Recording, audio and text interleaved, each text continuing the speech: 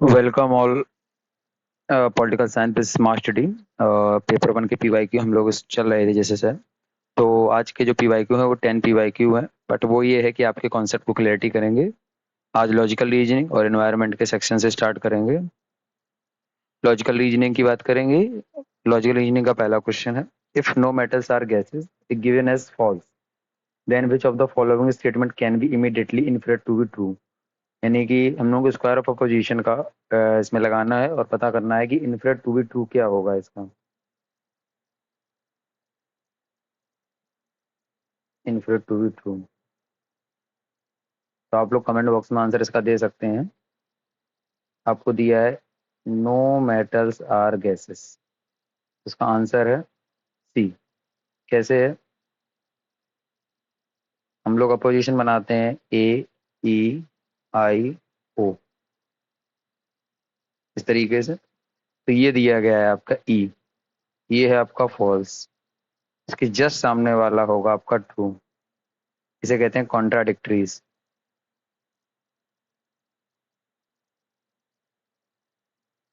विरोधाभास।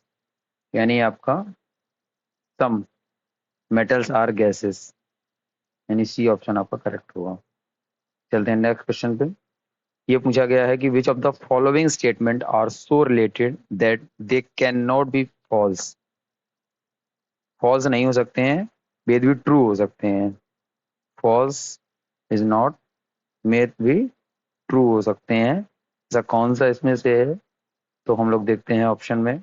All metals are gases, सभी धातुएं गैस हैं। Some metals are gases, some metals are not gases, और नो मेटल्स आर गैसेस। तो आंसर इज बी।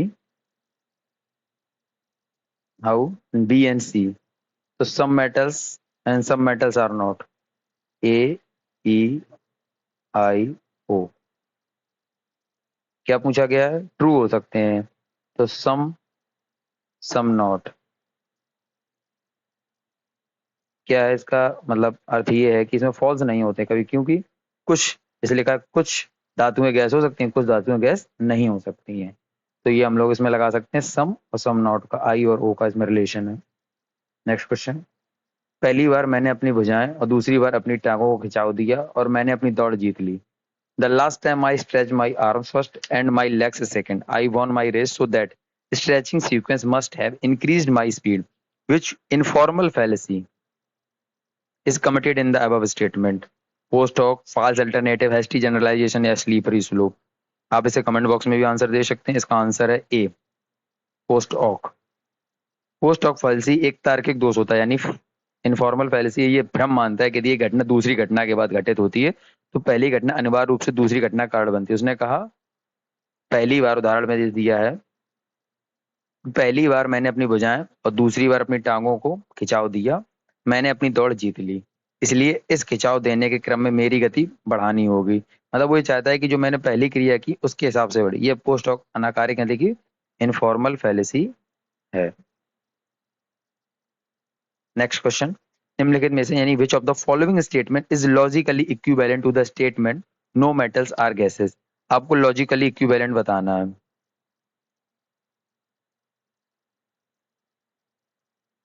क्या होगा?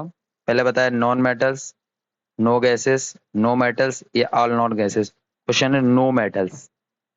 तो इसमें हम पहला लगाएंगे इनवर्स, कन्वर्स और कॉन्ट्रापोजिशन।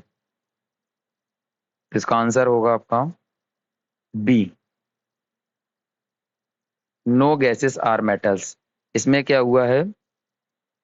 इनवर्स कर दिया गया है सब्जेक्ट का प्रेडिकेट, प्रेडिकेट का सब्जेक्ट कर दिया गया है, क्वालिटी को वही रखा गया है, नो का नो रहा, गैसेस आर मेटल्स, इस तरीके से। According to Nyaya classical Indian school of logic which fallacy is committed in the following argument. Sound is eternal because it produced. न्याय शास्त्री भारतीय तर्कशास्त्र विचार संप्रदाय के अनुसार निम्नलिखित युक्ति में कौन सा तर्क दोष है? धनी शाश्वत क्योंकि उत्पन्न की जाती है, अ, अनुपसंहारी, साधारण, स्वरूप स्वासिद्ध या विरुद्ध। तो आंसर विच डी, यानी कि आपका आंसर है विरुद्ध। विरुद्ध इसमें फैल्सी पाई गई। उसके बाद इन्वायरमेंट हमारा सेक्शन है, 5 क्वेश्चन हो चुके हैं। एनवायरनमेंट का पहला question, hydrogen produce using solar energy is called as. सौर ऊर्जा के उपयोग द्वारा उत्पन्न की गई हाइड्रोजन को क्या कहा जाता है? Grey hydrogen, green hydrogen, white hydrogen या टॉर्कियस हाइड्रोजन? तो आंसर इज ग्रीन हाइड्रोजन। जबकि आप इसी से लगा सकते हैं कि सौर ऊर्जा द्वारा, तो ग्रे होगा नहीं, व्हाइट होगा नहीं, टॉर्कियस होगा नहीं, ग्रीन होगी, क्योंकि इसमें कार्बन का emission नहीं होगा। नेक्स्ट क्वेश्चन, आपको सम्मेलन दिए गए, शिखर सम्मेलन, समिट या प्रोटोकॉल, उसका थीम बताना है।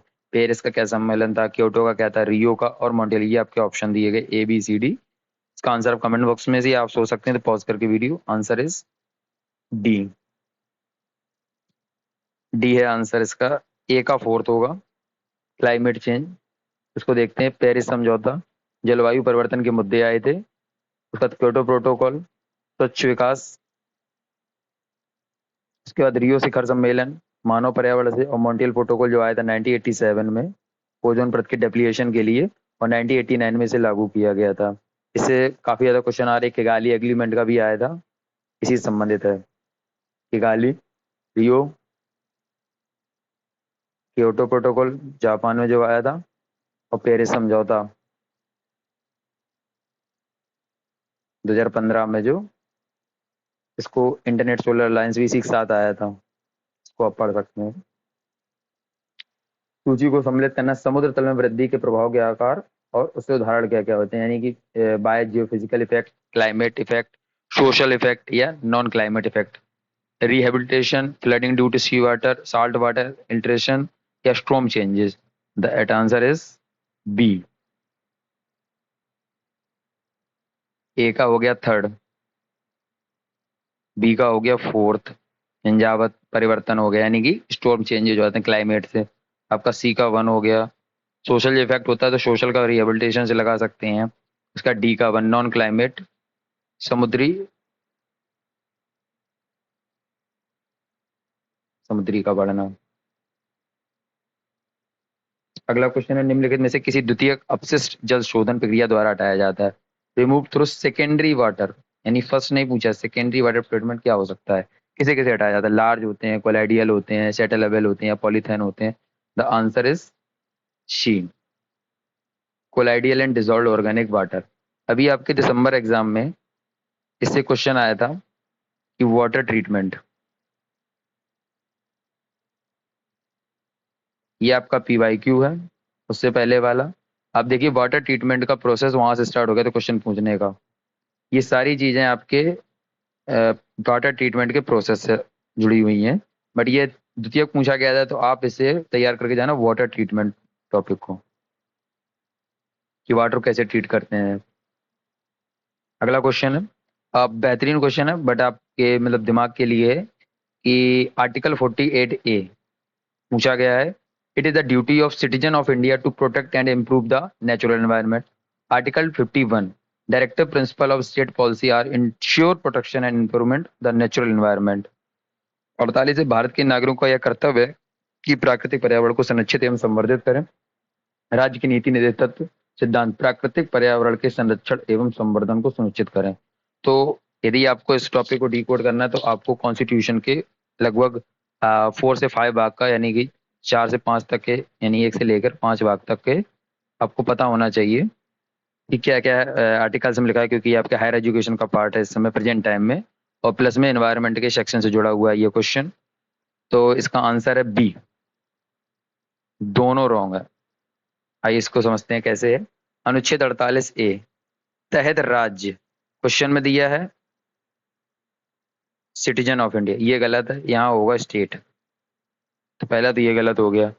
सेकंड इज वन्य तथा वन जीवों के रक्षक, इसे 42वें संविधान संशोधन 1976 द्वारा जोड़ा गया।